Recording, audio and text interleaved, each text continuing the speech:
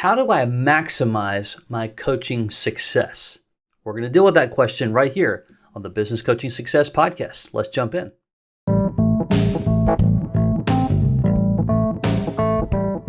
BJ O'Neill here with the Business Coaching Success Podcast. So glad you're here, where I share with you strategies, tools, and tips to be able to grow your business coaching practice to six figures and beyond as a Christian business coach. Let's jump in.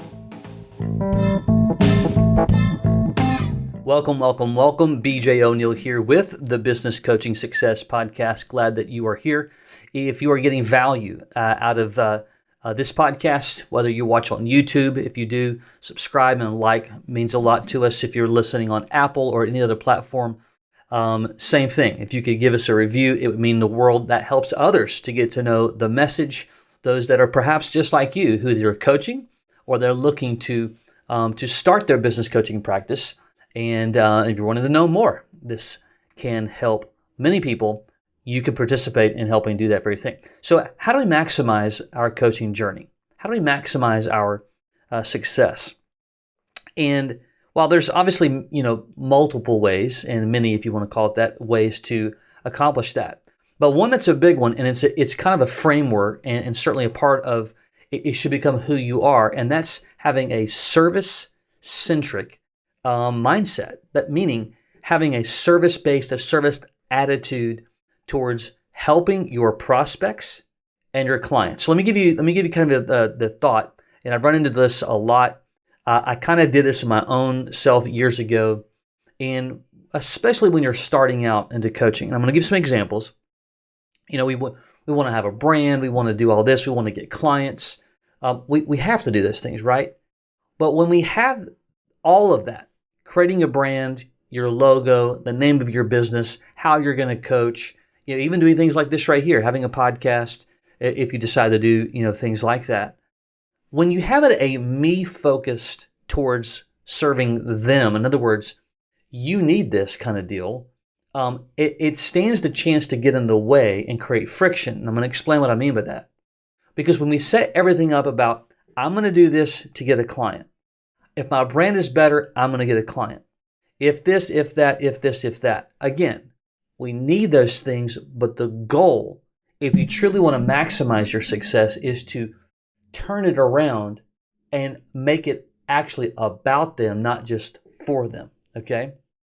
Because when we understand that principle, we'll take a look at, the prospecting phase. Very normal. A lot of coaches will, whether they interact, in networking or, connect with their sphere of influence or even smile and dial. When the desire is to, I'm going to do this because eventually I need a client, versus I'm going to do this because I want to serve someone today. You see the difference? And so while the outcomes in both, we need to have a client to be able to make a living. We need a client to be able to make an impact.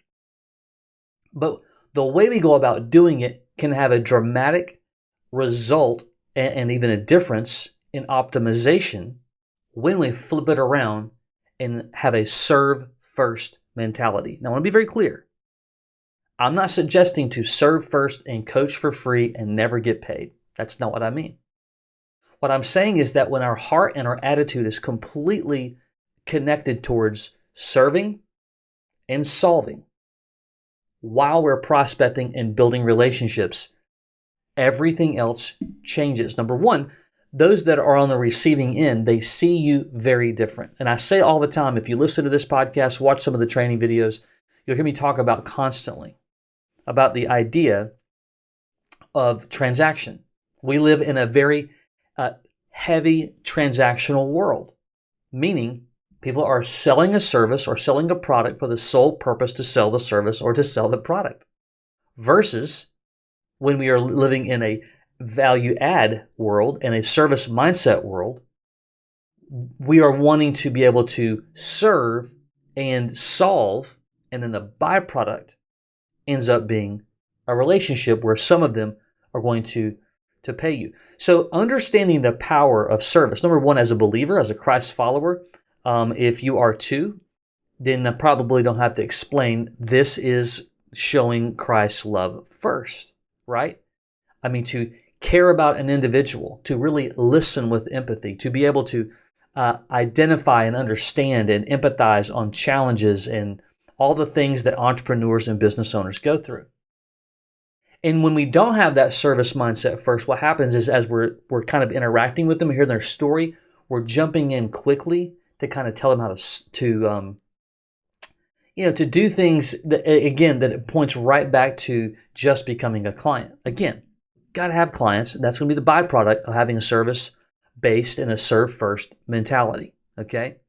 And so the goal really is to shift focus, shift your mindset, shift your attitude on service, on serving. Because if you really want to build meaningful connections, if you want to build meaningful relationships, if you want to build relationships that matter and that have the opportunity to last long term, you definitely want to sit in the seat of having a serve first mentality. When you sit in a transactional attitude, what happens is if the relationship ever ceases, in other words, if they do interact with you and they do become a client, let's say that you had them for 6 to 8, 10 months, oftentimes when the relationship is over, there's no more relationship. Why? Because it was only there because you were getting paid. While that's not like a horrible thing, the purpose is we want to have long lasting. I've had relationships in the past, and perhaps you've too, where we went through that, but a major life moment happened and we had to take a break from the professional relationship, yet we still maintained a solid relationship. And 6 months later, a year later, we ended up back into that professional relationship, meaning they began to pay again. And that happens more often than not when there's a serve first mentality.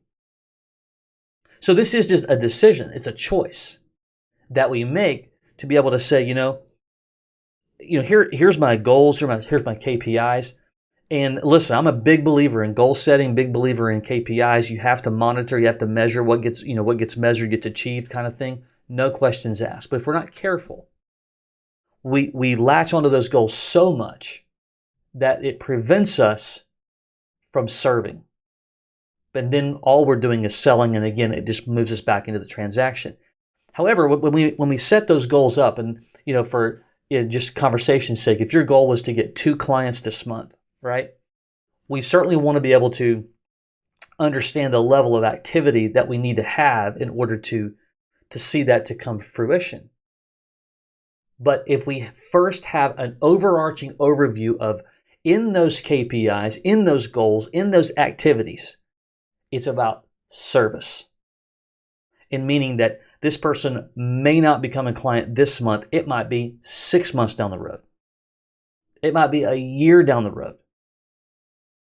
And when we have that drive and we have that heart and we have that desire, I'm telling you, the difference of how they respond, because they know that you care. They know that they understand that you're building a business. They understand that you've got to get paid. They understand that those things too, but they really do feel this person is genuine, authentic. And when you do that, there is, God created us. He created you. He created me. He created how we think. He created how we're wired, right? And I talk, fairly often about the way that God created us, meaning how we think, how we process, and certainly how we connect to others. I think that it's very evident that God said, hey, Adam, I don't want you to be alone.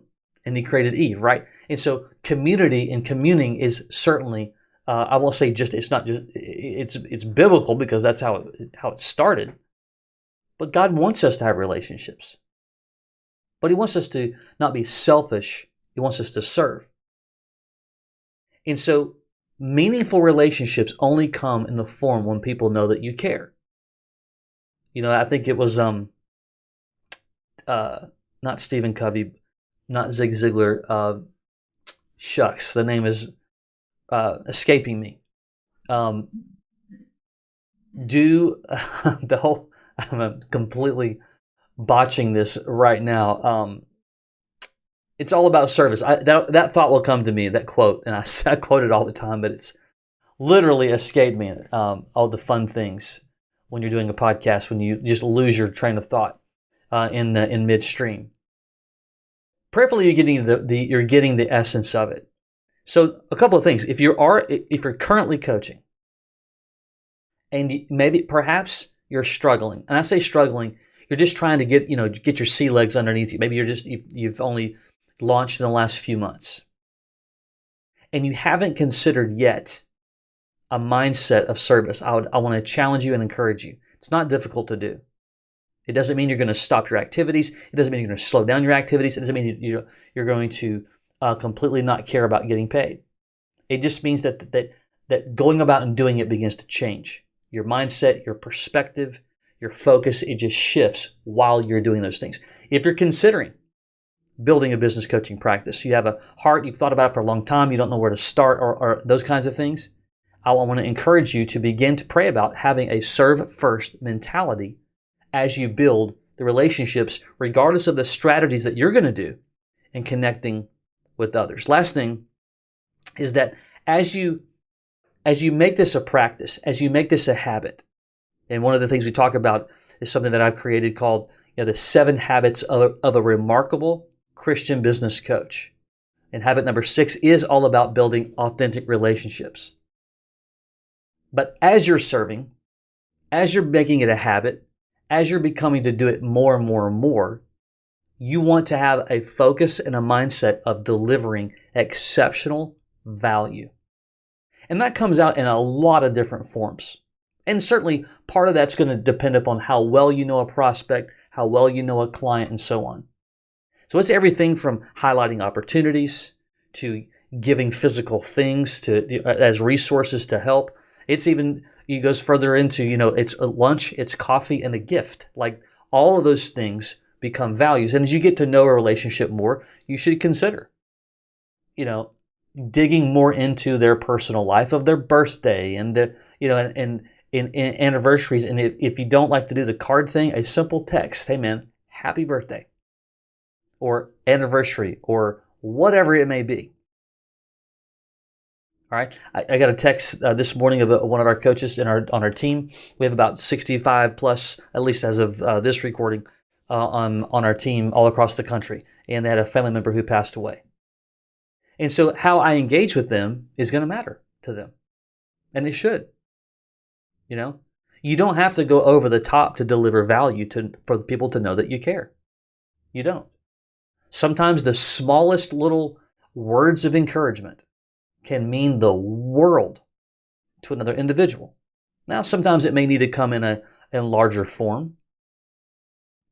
But when you're delivering that value, you have a serve first mindset, you're building meaningful connections, and you're delivering value, a huge part of that value. And hear this clear, because this becomes a skill set that you have to train yourself to really learn, to do it over and over and over again, to where your mind is really in tune with what I'm about to say. And it's helping business owners to do 2 things. 1, helping them to open up their mindset of opportunities that they don't know exist. It's things like, so let me ask, have you ever considered doing X, Y, Z? And we're not talking about coming in just like with these like mega ideas that are complex, whatever. They may be, but the bigger point, when you have a process and a system especially, which is what we do in our community, we have a full-blown process that we follow. But it's really helping them to open up the mindset of, hey, have you ever considered this? Because if you did, here's what could potentially happen with the growth of your business. So it's building that muscle of constantly helping them to recognize not just ideas, because ideas sometimes can get really clever and fun, but they don't necessarily always get connected to growth. But we want to be able to help them to be open-minded to thought, even when they're at first going, I don't know. But it's pulling them and guiding them through that. Then the second thing is helping them to find solutions to problems that they are aware of, and to also gently highlight problems that they're not aware of. And when you begin to do this consistently, you're helping to see growth, you're helping to solve problems, and you're helping them to be aware of things that become problematic if they're not careful. And that's what a strategist, a coach, and consultant should be doing on a consistent basis. But here's the thing, what you can't really do, at least in my opinion, if you force adding value by highlighting problems, especially highlighting problems that they may have ignored, if you've not built a solid relationship and a serve first mentality, you stand a chance for them not to be receptive. And so for them to be really truly receptive, they need to be open-minded, and you do that through the journey that you take them on. And it really doesn't take that long, and that's the reason why transactional selling, transactional relationships are more difficult, especially when you're trying to highlight and help them to recognize things that they need to work through, because they can be more combative. This doesn't solve everything, but they just usually, business owners and your prospects and your clients are going to be way more open-minded because they know that you really do care, and that's why you're highlighting the issues that they're going through. Hope that makes sense to you. Perhaps you're thinking about building a business coaching practice. You don't know where to start. You feel impregnated with the idea and the thought and the concept of everything, and you just want to learn more about, hey, how could I do that? You can go to businesscoachmastery.com. That's businesscoachmastery.com. There's some information that you can get there. You can certainly schedule a chat if you'd like to learn more about how we can potentially help you build a solid, profitable business coaching business. Okay? Until next time, take care.